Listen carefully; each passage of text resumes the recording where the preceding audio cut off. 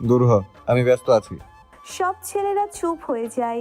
শামিন কিছুক্ষণ পরে বলে ওঠে, তোর ভাবির কোনো খবর আছে? আসার জি, আজ সকালে দেখলাম কোথাও যাওয়ার আগে রিক্সা ঠিক করছে। রিক্সাওয়ালার সাথে রিক্সা ভাড়া নিয়ে 10 মিনিট ঝগড়া করলো। রিক্সাওয়ালা 30 টাকার ভাড়া চার্জ ছিল, কিন্তু ভাবি 25 টাকা, ওপরে 1 টাকাও দেবে না। সব ছেলেরা হেসে ফেলে। শামিন রাগী দৃষ্টিতে ওদের দিকে তাকিয়ে বলে, আসার কি আছে? সব কটাকে চর মারবো। কতটা হিসেবেই আমার বউ দেখেছিস? এমন মেয়েই তো সংসারের উন্নতি করবে। আমি আমার বউকে নিয়ে গর্ব করি। সবাই চুপ হয়ে যায়। শামিন তৌফের দিকে তাকিয়ে বলে, তারপর কি হয়েছে? ওই রিক্সাওয়ালা জিতেছে নাকি আমার বউ? আপনার বউ ভাই। বৃদ্ধা রিক্সাওয়ালা একবার ঘাড় ঘুরিয়ে আলোর দিকে তাকায়, তারপর নরম গলায় বলে। আলো তার জবাব দেয় না। ওড়না দিয়ে মুখ চেপে ধরে কেঁদে যাচ্ছে। তার শরীরটা একটু পর পর কেঁপে কেঁপে উঠছে। রিক্সাওয়ালা আমতা আমতা করে বলে। আলো কান্না থামানোর বৃথা চেষ্টা করে বলে। শামিন ইয়াসের পার্টি অফিসে। শামিন চেয়ার থেকে উঠে দাঁড়ায়। এখন তাকে বের হতে হবে। তার দলের ছেলেরাও শামিনের দেখাদেখি উঠে দাঁড়ায়। এমন সময় সবুজের ফোন আসে। শামিন ফোনটা রিসিভ করতেই সবুজ বলে, ভাই, ভাবি উপরে যাচ্ছে কাজ শেষে। ফোনটা রাখার সাথে সাথে দরজা ঠেলে আলো ভেতরে ঢোকে। শামিন আলোর দিকে তাকিয়ে আছে। আলো প্রায় ছুটে গিয়ে শামিনের শার্টের কলার ধরে। আর কতবার কতবার আপনি আমাকে অসম্মান করবেন ইয়াসার মির্জা? গলা দিয়ে কথা বের হচ্ছে না আলোর। সে হাঁপাচ্ছে। শামিন নরম গলায় বলে, কি হয়েছে আলো? আমি কখন তোমাকে অসম্মান করলাম? আলো শামিনকে ঝাঁকুনি দিয়ে বলে, নাটকবাজ লোক, জুতো মেরে গুরুদান করা হচ্ছে। খুব টাকা আপনার, তাই না? সেটাই দেখাচ্ছেন সবখানে। আমাকে ধোকার মাধ্যমে টাকা দেওয়ার অধিকার আপনাকে কে দিয়েছে? বলুন, কে দিয়েছে? শামিন ঘামতে থাকে। আলো জেনে গিয়েছে সবটা। এখন এই জেদি মেয়েটাকে সে কিভাবে সামলাবে? আলো আবারও কলার ধরে সাহস কি করে হয় আমাকে ছোট করার, দয়া করার? শামিন আলোর নরম ছোট দুটো হাত তার কলার থেকে সরিয়ে দিয়ে নিজের হাতের মধ্যে নিয়ে আলোর চোখের দিকে তাকায়। নরম গলায় বলে, সরি আলো, আমি তো সবটা ঠিকঠাক করতে চেয়েছি তোমার লাইফে। আলো চেঁচিয়ে ওঠে, কি ঠিক করতে পেরেছেন? আমার বাবা একটা পঙ্গু লোকের মতো বাড়িতে পড়ে আছে, পেরেছেন ঠিক করতে? লোকজন রাস্তাঘাটে আমাকে আপনার খেয়ে ছেড়ে দেওয়া মাল বলে, পেরেছেন ঠিক করতে? কান্নায় ভেঙে পড়ে আলো। কাঁদতে কাঁদতে মেঝেতে বসে পড়ে। শামিন কিছুক্ষণ আলোকে দেখে হাঁটু গেড়ে তার মুখোমুখি বসে পড়ে। আলো বলতে থাকে, এখন আপনি সবাইকে ভালো মানুষই দেখাচ্ছেন, আপনার সবাইকে নিজের অর্থ ক্ষমতা নাটক দিয়ে মুগ্ধ করতে চাইছেন, তাই না? শামিন নরম গলায় বলে, এভাবে আমার অনুভূতির ভুল ব্যাখ্যা দিও না আলো। আমি অনুতপ্ত। যা যা করেছি সবটা নিজের অনুশোচনা থেকে। অনুশোচনা? স্বামী নিয়াসারের অনুশোচনা হয়েছে কখনো? শামিন আলোর চোখে চোখ রাখে, তারপর বলে, তুমি দেখতে পাওনি বলে হয়নি, এমনটা তো নয় আলো। আমি তো নিজে নিজেকে জানি। আমি কতটা অন্ধকার মানুষ ছিলাম তা আমি জানি আলো। তুমি আমার জীবনে আলো হয়ে এসেছিলে। মানলাম সবটা আমার অপরাধ, আমি অপরাধী। কিন্তু একজন অপরাধীও যে কখনো শুধরে নিতে পারে নিজেকে, সেটা কেন তুমি মানতে পারছো না? শুধরেছেন? কি শুধরেছেন আপনি? যে ভয়ঙ্কর অপরাধ আপনি করেছেন তার শাস্তি আপনি জানেন? পেয়েছেন শাস্তি? বুক ফুলিয়ে সমাজে মহান সেজে ঘুরে বেড়াচ্ছেন। অবৈধভাবে প্রতিপক্ষকে বসিয়ে রেখে ভোটে জিতেছেন। লজ্জা করে না এই চেয়ারে বসতে? তারপর সব কিছুর ওপরে ছড়ি ঘোরাচ্ছেন আপনি। সব কিছু আপনার নিয়ন্ত্রণে চলছে। আমাদের বিয়ে, আমাদের ডিভোর্স, উকিল, আমার জীবন, সব কিছু আপনিই নিয়ন্ত্রণ করছেন। শুধরেছেনটা কি আপনি? পাক্কা নাটকবাজ আপনি। শামিন আলোর চোখের দিকে তাকিয়ে থাকে। আলোর কান্নার বেগ বাড়ছে। সে উঠে দাঁড়ায়। শামিন নরম গলায় বলে, ভালোবেসে ফেলেছি তোমাকে আলো। আমার অনুভূতি গ্রহণ করতে না পারো, কিন্তু অসম্মান করো না অন্তত। আলো শামিনের দিকে তাকায়। ভালোবাসা চাই না, আপনার ভালোবাসা চাই না আমি। উন্মাদের মতো ঘরের জিনিসপত্র ভাঙচুর করতে থাকে আলো। আলোর গায়ের ওড়না নিচে পড়ে যায়। শামিনের দলের ছেলেরা মাথা নিচু করে দাঁড়িয়ে আছে। শামিন গিয়ে আলোকে ধরে ফেলে। ওড়না উঠিয়ে আলোর শরীর ঢেকে দিয়ে আলোর চোখের দিকে তাকায়। আলো উন্মাদের মতো বিড়বিড় করে শামিনের চোখে চোখ রেখে বলে, আপনার শাস্তির আশা আমি করি না। আপনি রাজ করতে দুনিয়ায় এসেছেন, মন ভরে রাজ করুন। মেয়র হন, এমপি হন, অর্থবান হন, যা ইচ্ছা হন, শুধু আমাদের ছাপোষা পরিবারটাকে ছেড়ে দিন।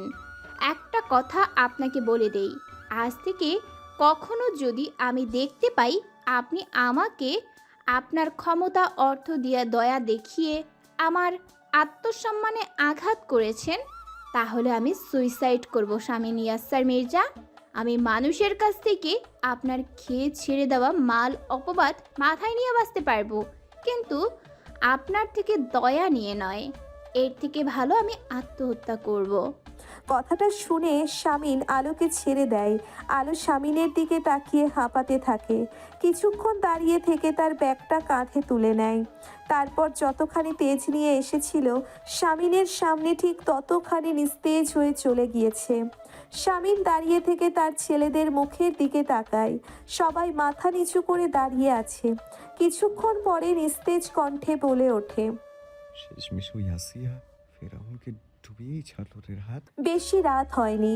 গলির রাস্তায় এখনো বড় ট্রাক চলছে। রিকশায় বেল বাজছে। আলো মাথা তুলে উঠে বসতে চায় কিন্তু পারে না। মাথা ভারী হয়ে আছে তার। বেলা 12টার বাড়ি ফিরে সেই যে ঘরে ঢুকেছে এখনো বের হয়নি। রেহেনা এসে বারবার ডেকে গিয়েছে, বলেছে একটু একা থাকবে সে। মাথা ঘুরিয়ে দেওয়াল ঘড়ির দিকে তাকিয়ে দেখে রাত 8টা বেজে গিয়েছে। এখন না উঠলে আব্বু আম্মু বেশ চিন্তায় পড়ে যাবে। তাই কষ্ট হলেও উঠে বসে আলো। ওয়াশরুমে ঢুকে চোখে মুখে পানি দিয়ে বের হয়। আজ কোনো অর্ডার নেয়নি সে। সেই মানসিক পরিস্থিতিতেও আলো ছিল না। হুট করে আলোর ঘরের দরজা ঠেলে আয়াত ভেতরে ঢোকে। আলো মাথা ঘুরিয়ে আয়াতের দিকে তাকিয়ে কিছু জিজ্ঞেস করার আগেই আয়াত হাঁপাতে হাঁপাতে বলে। আলো কপাল কুঁচকে ফেলে। আয়াত বলতে থাকে। আলো দ্রুত পায়ে হেঁটে বসার ঘরে যায়। বসার ঘরে আতায়ুর আলম, রেহেনা, আজান দাঁড়িয়ে টিভির স্ক্রিনে তাকিয়ে আছে। আলো তাদের থেকে চোখ সরিয়ে টিভির দিকে তাকাতেই থমকে যায়। একটা লোকাল চ্যানেলে খবরের হেডলাইনের দিকে একদৃষ্টিতে তাকিয়ে আছে সে। নির্বাচিত তরুণ মেয়র শামীম ইয়াসসার মির্জা তার পদত্যাগপত্র জমা দিয়েছে।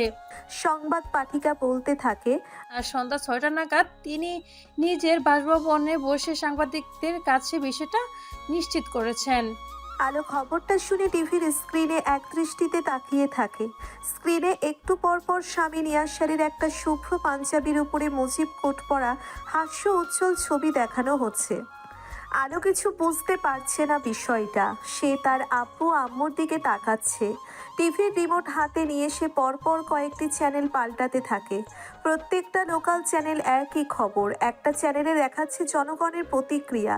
সবাই শামীমের এমন সিদ্ধান্ত মেনে নিতে নারাজ। দলের ছেলেগুলো চেঁচিয়ে চেঁচিয়ে কিছু একটা বলছে।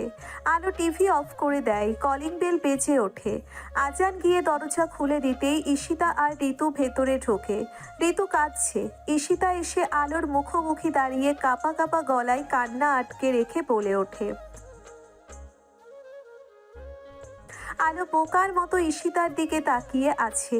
ঋতু ফুপিয়ে ফুপিয়ে কাঁদছে। তারপর ধরা গলায় বলে ওঠে, তুমি জিতে গেলে ভাবি। আলো চুপ করে ঋতুর মুখের দিকে তাকিয়ে থাকে। হঠাৎ তার ফোন বেজে ওঠে। ফোনের স্ক্রিনে একটা নাম্বার দেখে সে বুঝে যায় ওটা কার নাম্বার। রিসিভ করে কানে ধরতেই ওপাশ থেকে ইসমাম বলে ওঠে, অদ্রিতা। থানার নতুন অফিসার সমীর দত্ত শামিনের দিকে কটমট দৃষ্টি দিয়ে তাকিয়ে আছে। কয়েক মুহূর্ত পরে গম্ভীর কণ্ঠে বলে ওঠে, বাড়াবাড়ি করছিস শামিন। বাড়াবাড়ি করছিস তুই সমীর। একজন দায়িত্ববান পুলিশ অফিসার হয়ে নিজের দায়িত্ব পালনে অনীহা দেখাচ্ছিস। কনস্টেবলকে বল আমাকে লকআপে দিতে। ভাইয়ের পাশে থেকে ইলহাম মির্জা চেঁচিয়ে ওঠে, হোয়াট আর ইউ ডুইং ভাইয়া? পাগল হয়েছো তুমি? বাবা ওদিকে অসুস্থ হয়ে পড়েছে। এসব শুনলে তো শেষ হয়ে যাবে। বাবার অবস্থা ভালো নেই ভাইয়া। পাগল হব কেন? অন্যায় করেছি, শাস্তি পাওয়া উচিত। ইলহাম ভাইয়ের মুখের দিকে তাকিয়ে থাকে। সমীর দত্ত মাথা ঠান্ডা রেখে বলে, আচ্ছা বুঝলাম, শুরু থেকে বল আবার কি করেছিস তুই ওই মেয়েটার সাথে? শামিন ক্ষেপে গিয়ে বলে, কতবার বলবো আমি ওকে কিডন্যাপ করেছি, জোরপূর্বক বিয়ে করে ওকে জিম্মি করে রেখেছি এবং ওর পরিবারের লোকজনকে মেরে ফেলার হুমকি দিয়েছি। এখন আমাকে অ্যারেস্ট কর। সমীর বলে, বুঝলাম। তো তুই এসব যার সাথে করেছিস সে কোথায়? কমপ্লেন কোথায়? প্রমাণ কোথায়? কিসের ভিত্তিতে আমি তোকে অ্যারেস্ট করব? আমি কি থানায় এসে তোর সাথে মস্করা করছি এত রাতে? আমি নিজে স্বীকার করেছি সবটা, সেটা কি যথেষ্ট নয়? ওসি সমীর দত্ত শামিনের দিকে তাকিয়ে থাকে। ইলহাম অসহায়ের মতো তার বড় ভাইকে দেখছে।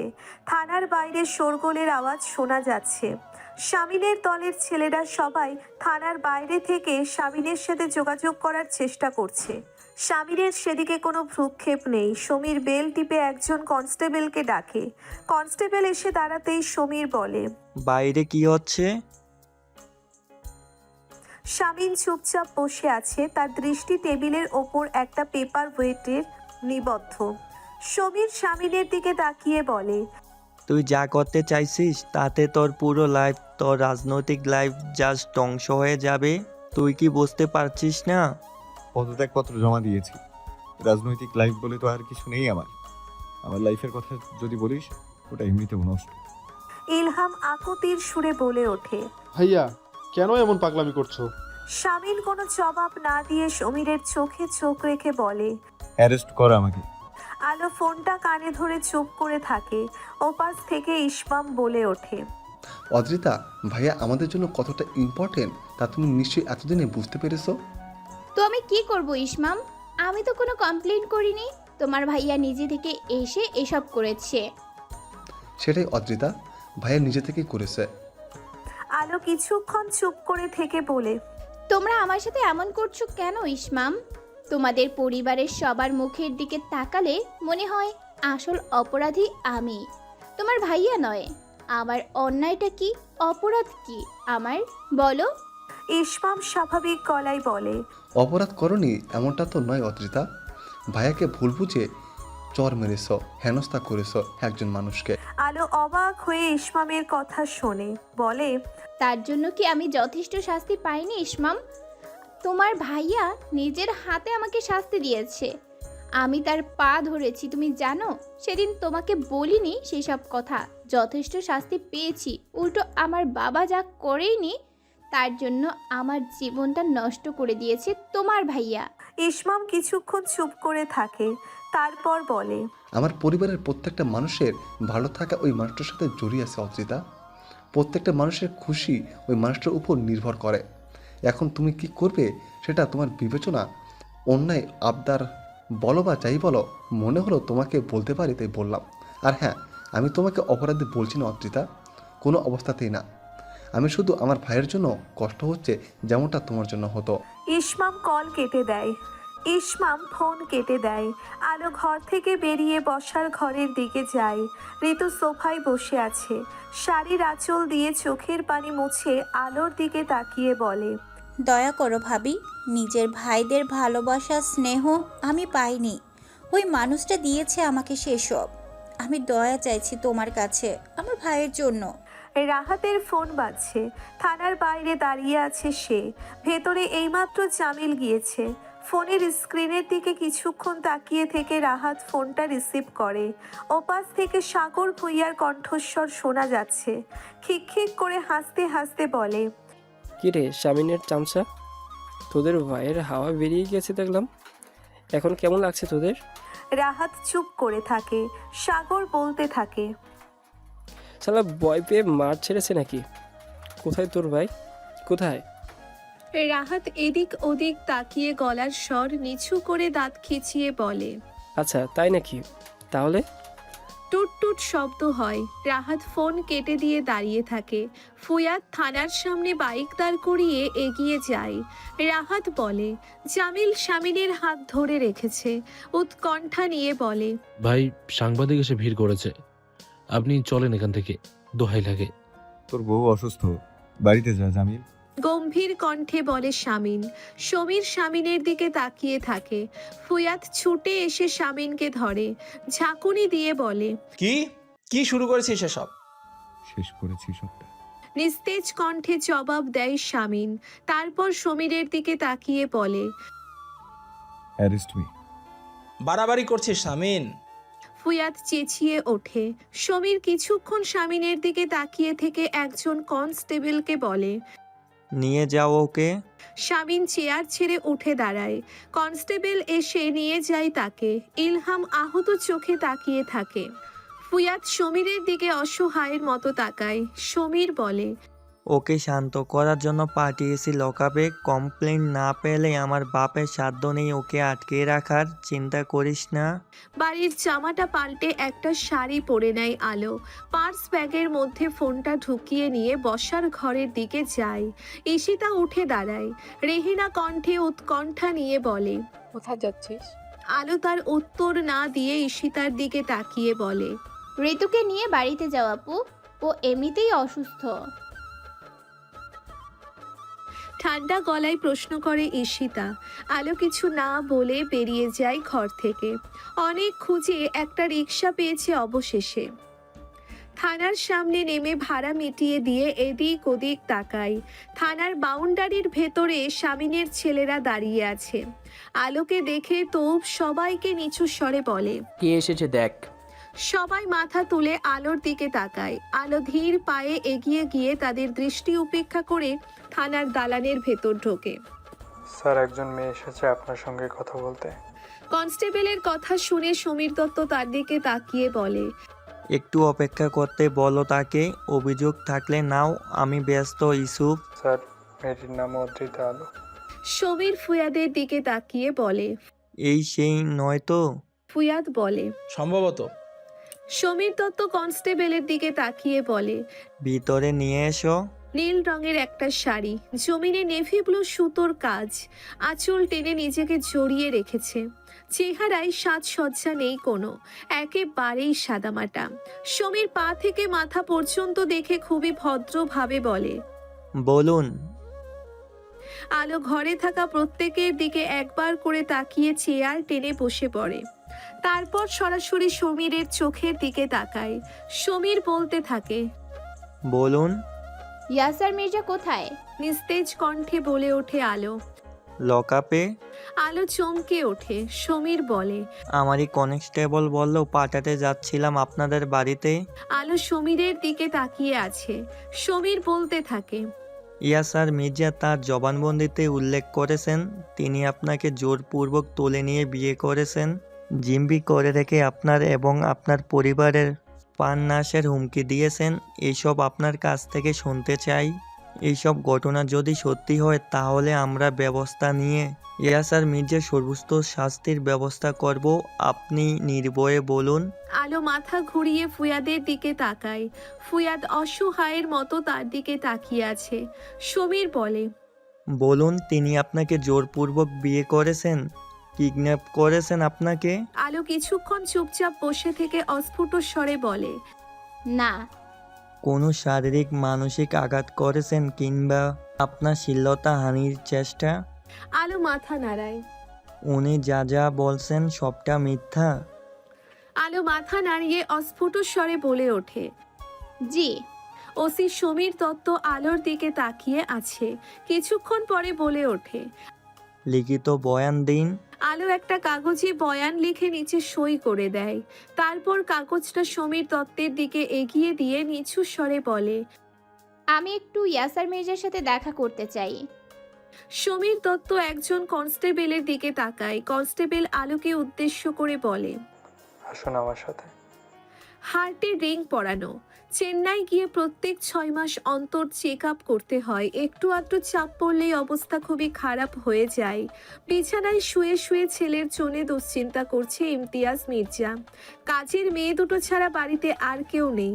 শারীরিক অবস্থার ক্রমেই অবনতি হচ্ছে। এই মুহূর্তে যদি কিছু একটা হয়ে যায় তাহলে কেউ টেরও পাবে না। হঠাৎ খুবই ভয় হতে থাকে ইমতিয়াজ মির্জার। তার সময় কি তাহলে শেষ?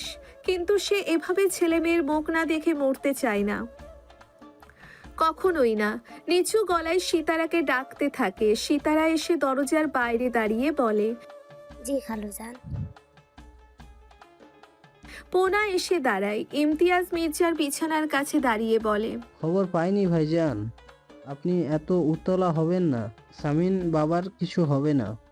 দুজনে মুখোমুখি দাঁড়িয়ে আছে। মাঝখানে লোহার শিক। শামিন আলোর পা থেকে মাথা পর্যন্ত একবার দেখে, তারপর চোখ সরিয়ে নিয়ে চুপ করে থাকে। আলো শীতল চোখে শামিনের দিকে কিছুক্ষণ তাকিয়ে থেকে একটা শিক ধরে বলে ওঠে, খুব ভালো লাগছে আপনাকে এখানে দেখতে, এটাই আপনার উপযুক্ত স্থান। শামিন চুপ। আলো বলতে থাকে, কি ভেবেছেন আপনি দয়া শুধু আপনিই দেখাতে পারেন? খুব সুপ্রিয়টি কমপ্লেক্স ভোগেন তাই না? নিজেই সর্বসেবা, আপনি সব কিছুর নিয়ন্ত্রক, এটাই ভাবেন? সবার প্রতি দয়া দেখানোর ক্ষমতা রাখেন। আজ আমি আপনার প্রতি দয়া দেখালাম ইয়াসার মির্জা। এই আলো নামের মেয়েটার দয়ায় এ যাত্রায় আপনি বেঁচে গেলেন। শামিন আলোর দিকে তাকায়, ঠান্ডা গলায় বলে, কেন দেখিয়েছো দয়া? কেন দেখিয়েছি? আপনার বোনের জন্য, আপনার বাবার জন্য, আপনার ভাইয়ের জন্য, আপনার ভাইয়ের বউ এবং ভাইপোর জন্য। আমারও একটা পরিবার আছে, তাই আমি আপনার পরিবারের ভোগান্তি চাইনি। ন্যূনতম হলেও 2 বছর জেলে পচে মরতেন। আমি আপনার মতো নির্দয় না যে বাবা মায়ের বুক থেকে সন্তানকে কেড়ে নিয়ে জিম্মি করে রাখে। আপনার বাবা হার্টের সিরিয়াস পেশেন্ট, তাই দয়া দেখিয়েছি। শামিন চুপ করে থাকে। আলো বলতে থাকে, অবশ্যই এসব আমি এমনি এমনি করিনি। এসবের বিনিময়ে আমি একটা জিনিস চাইব, আর সেটা হচ্ছে আপনার থেকে মুক্তি, যা বারবার চাইতাম। শামিন আলোর চোখের দিকে তাকিয়ে আছে। আলো কিছুক্ষণ দাঁড়িয়ে থেকে চলে যায়। একটু পরে সমীর দত্ত এসে লকআপের সামনে দাঁড়ায়। একজন কনস্টেবল লকআপের তালা খুলতে থাকে। সমীর দত্ত বলে, ইচ্ছে করছে আইনের লোককে বিব্রত করার অপরাধে তার নামে চার্জ লাগিয়ে দেই, কিন্তু তোর এই মাসুম চেহারাটা দেখে মায়া হচ্ছে। শামিন চুপ করে দাঁড়িয়ে থাকে। সমীর বলে, ভাবি সুন্দরী তোর পাশে মানিয়েছে। শামিন লকআপ থেকে বের হয়। সমীর দত্ত বলে, প্রবলেম কি খুলে বল। পদত্যাগপত্র জমা দিয়েছিস কেন? পাগলামি করছিস কেন? স্যার একজন কনস্টেবল তড়িঘড়ি করে ছুটে আসে। শামিন আর সমীর দত্ত তার দিকে তাকায়। সমীর বলে, কি হয়েছে? খবর এসেছে স্যার, ইয়াসার মির্জা বাবা হসপিটালে। দৌড়তে দৌড়তে হসপিটালের ভেতরে ঢোকে শামিন। করিডোরে ঈশিতা, পরি, ঋতু এবং দলের কিছু ছেলে দাঁড়িয়ে আছে। শামিন এবং ইলহাম এগিয়ে যায়। ঈশিতা ভাইকে দেখতে পেয়ে ছুটে এসে জড়িয়ে ধরে কাঁদতে থাকে। বোনের মাথায় হাত বুলিয়ে এদিক ওদিক অসহায়ের মতো তাকাতে থাকে শামিন। আরাফের দিকে তাকিয়ে বলে, কখনো হয়েছে এসব? পরি এগিয়ে আসে, কাতর সুরে বলে, আমি হোস্টেল থেকে বাড়িতে গিয়ে দেখি পুরো বাড়ি ফাঁকা। বাবা কটেজে এসেছিল, দোতলায় উঠে দেখি মেঝেতে পড়ে আছে। শামিন ঈশিতাকে সরিয়ে দিয়ে এগিয়ে যায়। ইলহাম তার পিছু পিছু যায়।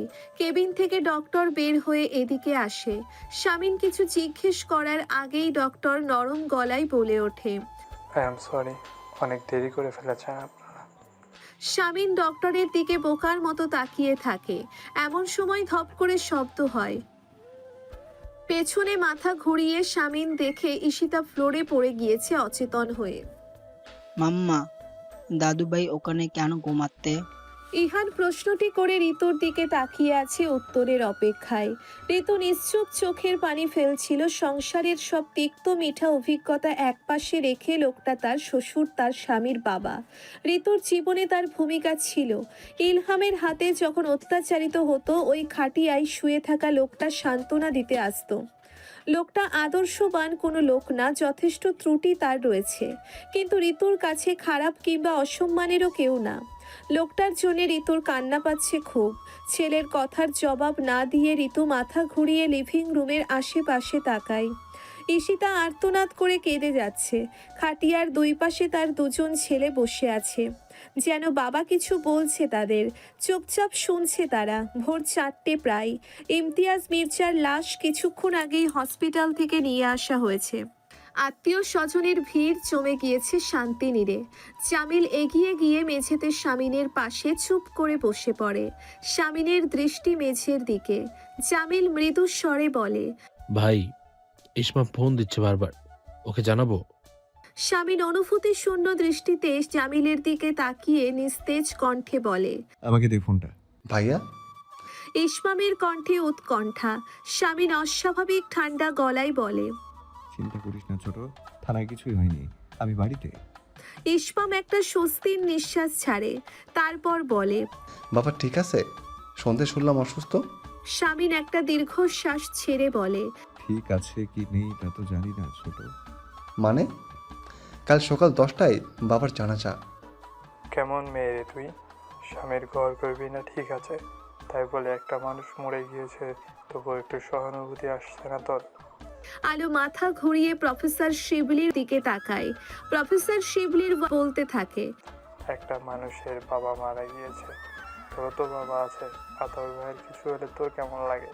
ওই লোকটারও তো এখন কেমন লাগছে, তবুও তোর দিল নরম হচ্ছে না? খালা, ওনার মৃত্যুতে আমি খুশি হইনি, এভাবে বলো না। তাহলে বসে আছিস কেন? সমবেদনা জানা।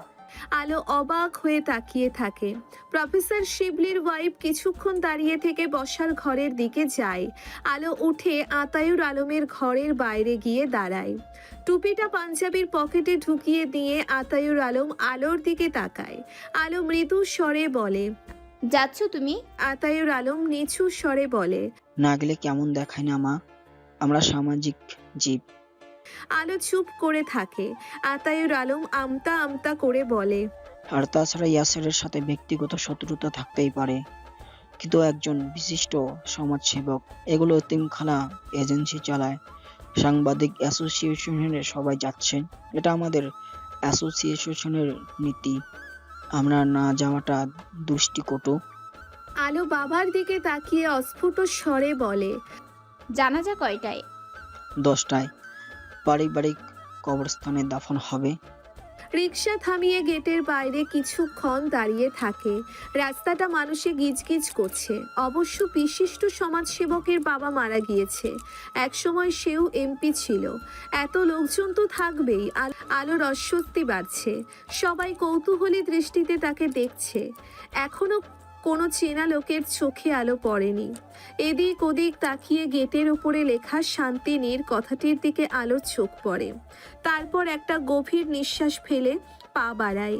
যে বাড়িটাকে একবার ছেড়ে চলে গিয়েছে, পুনরায় প্রকৃতি তাকে সেখানে টেনে এনেছে। কিন্তু কিসের জন্যে? চোখের সামনে বাবাহারা ঈশিতার কান্না মাখা চেহারাটা ভেসে উঠছে সেজন্য? আতায়ুর আলমের অপারেশনের সময় যেভাবে আলোকে মানসিক সাপোর্ট দিয়েছে মেয়েটা, আলোর কি একটু কৃতজ্ঞতা প্রকাশ করা উচিত নয়? এতটাও কঠিন মেয়ে আলো নয়। ধীর পায়ে হেঁটে গেটের ভেতরে পা রাখতেই সে দাঁড়িয়ে পড়ে। ইলহাম এবং দলের ছেলেরা পোর্চের ডান পাশে চুপচাপ দাঁড়িয়ে আছে। ইলহাম কাঁদছে। এমপি মহোদয় ইলহামের কাঁধে হাত রেখে কিছু একটা বলছে, মনে হচ্ছে সান্ত্বনা দিচ্ছে। সবার মাথায় টুপি, সম্ভবত এক্ষুনি সবাই দাফন কার্য শেষ করে এসেছে। অবচেতন মনে আলোর চোখ দুটো একজনকে খুঁজছে। হুট করে আলো চেতনা ফিরে পেতেই নিজের কাজে নিজেই প্রচণ্ড অবাক হয়। জড়তা কাটিয়ে সামনে এগিয়ে যেতেই ইলহাম এবং দলের ছেলেদের সামনে পড়ে যায় আলো। সবাই কয়েক মুহূর্ত আলোর দিকে তাকিয়ে থেকে চুপচাপ হেঁটে চলে যায় সেখান থেকে। আলো শান্তিনীরের অন্দরমহলে প্রবেশ করে। করিডোর পেরিয়ে লিভিং রুমের দিকে এগোতেই কেউ চেঁচিয়ে বলে ওঠে। আলো দাঁড়িয়ে পড়ে। ইলোরা মির্জা আলোর সামনে এসে দাঁড়ায়। আলো তার দিকে তাকায়। আলো কি বলবে বুঝতে পারছে না। সত্যিই তো, সে কেন এসেছে তার সঠিক কোনো ব্যাখ্যা নেই তার কাছে। তবুও কথা গুছিয়ে নিয়ে বলে, ঈশিতা আপু। ইলোরা মির্জা আলোর পা থেকে মাথা পর্যন্ত একবার দেখে সরে দাঁড়ায়। নিচতলার লিভিং রুম থেকে চাপা আর্তনাদের শব্দ শোনা যাচ্ছে। লিভিং রুম ভর্তি মানুষ। আলো ইলোরা মির্জার দৃষ্টি উপেক্ষা করে এগিয়ে যায়। ভিড় ঠেলে দেখতে পাই ঈশিতা মেঝেতে বসে বিলাপ করে যাচ্ছে উন্মাদের মতো। দৃশ্যটা দেখে আলোর বুকটা মোচড় দিয়ে ওঠে। কিছু বছর পূর্বে মাকে হারিয়েছে, আর এখন বাবাকে। পুরোপুরি এতিম মেয়েটা। আলোর বুকে যন্ত্রণা হচ্ছে খুব। এই পরিস্থিতিতে তো সেও পড়তে পারতো। কিন্তু মাথা তুলে আলোর দিকে দিকে তাকাতেই থমকে যায়। আলোকে সে আশা করেনি। পরি উঠে আলোর দিকে ছুটে এসে আলোর হাত ধরে ঈশিতার কাছে নিয়ে যায়। ঈশিতা হাউমাউ করে কেঁদে যাচ্ছে। আলো গিয়ে ঈশিতার মুখোমুখি বসে পড়ে মেঝেতে। ঈশিতা কাঁদতে কাঁদতে আলোর দিকে তাকায়। আলো খুবই সংকোচের সাথে ঈশিতার গালে একটা হাত রাখে। একটা মমতাময়ী হাতের স্পর্শ পেয়ে ঈশিতা দু চোখ বন্ধ করে ফেলে।